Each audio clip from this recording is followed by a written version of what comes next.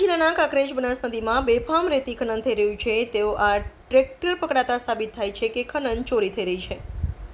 કાંકરેજ તાલુકાના રેત માફિયાઓ દિન પ્રતિદિન બેફામ બની રહ્યા છે, જેમાં અત્યારે હાલ તારીખ 12/3/2025ના રાત્રે 1 વાગ્યાના શિવરી પોલીસે રેત ભરીને આવતા પાસ પરમિટ વગરના 3 ટ્રેક્ટરો ઝડપી પાડી શિવરી પોલીસ સ્ટેશનમાં લાવી કાયદેસરની કાર્યવાહી કરવામાં આવેલ 3 ટ્રેક્ટરો ઓવરલોડ રેત ભરેલા વિડીયોમાં જોવા મળી રહ્યા છે અને એક પણ ટ્રેક્ટરને આગળ પાછળ નંબર પ્લેટ પણ નથી।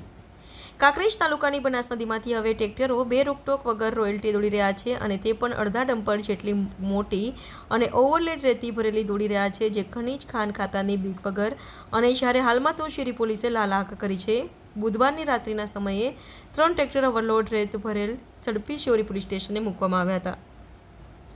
ખનીજ માફિયામાં ફફડાટ, ખાણ ખનીજ વિભાગ તો ઊંઘતું ઝડપાયું પોલીસ કાર્યવાહી કરી રહી છે। ખાણ ખનીજના અધિકારીઓને કયો ગ્રહ નડે છે તેવું લોકમુખે ચર્ચાએ જોર પકડ્યું છે। અહેવાલ Jayantibhai Thakkar, GT news live 24 Kankrej.